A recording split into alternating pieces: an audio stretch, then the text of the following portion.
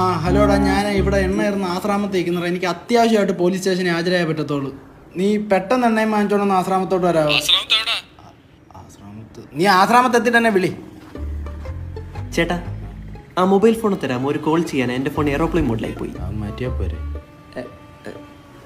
Touch work ആവുന്നില്ല. Hello ഡാ ചേട്ടാ, കടയിലെ ചേട്ടാ മിക്സിയിലാ ജ്യൂസ് അടിക്കുന്നേട്ടാ.